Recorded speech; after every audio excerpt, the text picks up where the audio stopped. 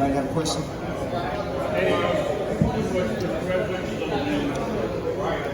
How much of this was sort of like a no-win situation where if you lose one-handed guy, you win, but you lose one-handed guy. You ever have a second thought when taking this fight that says no matter what, they're going to be criticizing you for wrong or for No. When I got this fight offered to me, I jumped on it because I know Nick is a quality opponent. I knew he had a big, huge fan base, and I'm trying to make my mark as a martial artist that I'm world class as well. That's my goal, right? Anything you want to do, you guys reporters, you want to be the best in y'all's business, right? That's what I was trying to do right here. It was never anything that I seen him as a handicap or anything like that. He's a quality guy. He's going to have a great career. He's going to go on to do amazing things.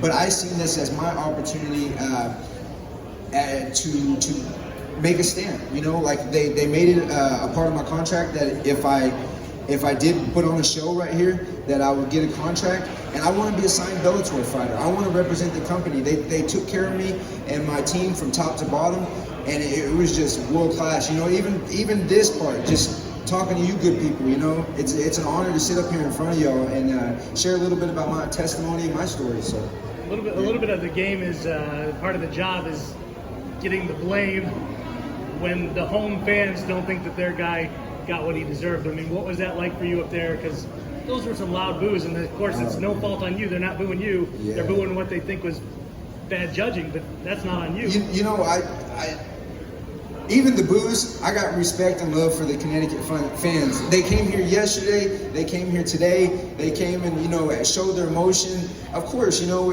I'm from Oklahoma. If I was, you know, to go over there and end up like this, of course, they, you know, the people over there would be the same thing. But, you know, like, I was trying to be respectful and be humble in the process, but whenever they just wouldn't even give me a chance to speak, hey man, I just laugh at it. I'm like, come on, bring it. That's why I had to yell out Oklahoma, because everything about my journey is trying to share my story about being a man of faith. You know, I'm a Christian, trying to share a story about me being Native American, being from Oklahoma in my area. There's not a lot of people that get opportunities like this. And if in this night, in this moment, that I can make my whole state and people and Native people proud around the U.S. and everything, and this was the opportunity for me to do it. That was a huge platform. I've never did this before. Getting up here in front of you guys, like I've never did this before. You know, I'm used to fighting in front of 500 to 1,000 people, and now I'm out here fighting in front of 5,000 people, man. And honestly, like I could genuinely get used to this. I enjoy it. This is fun, man. Getting to talk to you guys and share my story. This is what it's all about, guys. The first round, most people gave to Nick. Obviously, the last round, most people gave to you. It came down to that second round, which was back and forth. Yeah. How confident were you that you were going to get that decision when you're sitting there waiting for the judges to read their decision?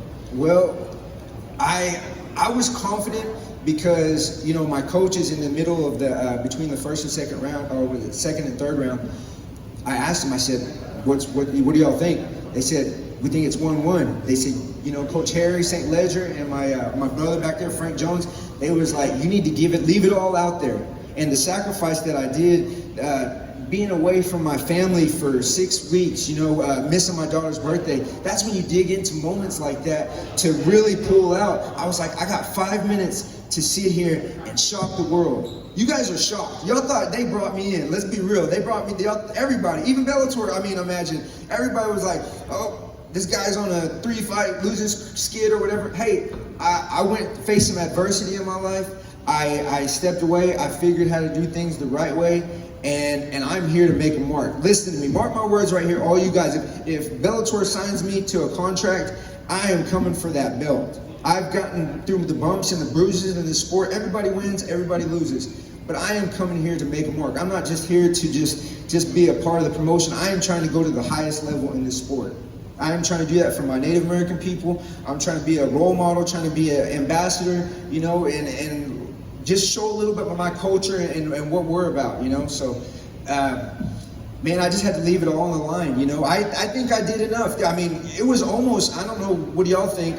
But it was almost to where it was a 10-8 round, right? That last round? I mean, you know, I was sitting there and just pushing through. Of course, you face adversity in the fight. And mad respect to Nick because he brought out the best in me. I got nothing but respect for him. And it just sucked because, honestly, like, you know, I'm a very humble fighter, and I wish we could have. It's easier to compete when you face people that are like that. You know, when somebody's a little rude or somebody doesn't really, you know what I mean, acknowledge you, it's hard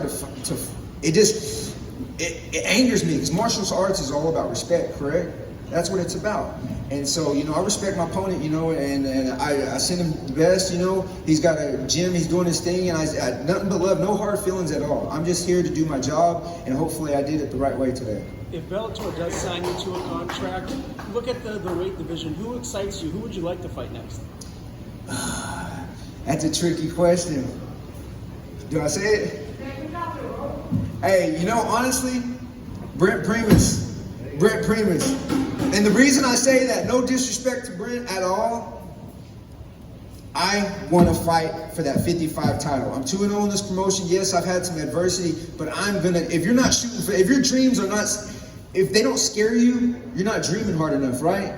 That is my dream. I am at a point in my career that I've faced the bumps, the adversity, and I feel like the things I've gone through have prepared me for this moment. I feel, like I said, I'm a big, firm believer in God, and I feel like this was all ordained, you know what I mean? If I can, my testimony show that you can go and lose 3 fights, you know, a year ago or whatever, you win one, and you're on this big stage in front of you people, anybody can do it. If I can do it, anybody can do it, right? So, like, that's, I mean, and whether or not Bellator signs it up, if they want to give me another fight, you know, to build me up to that type of situation. And it's nothing against Brent, but I want that belt. I want that belt. You know what I mean? I want to fight the highest guys. Y'all discounted me earlier today. I want everybody to keep discounting me. I'll discount straight to the bank. You know what I mean? Quick question about that. Last question.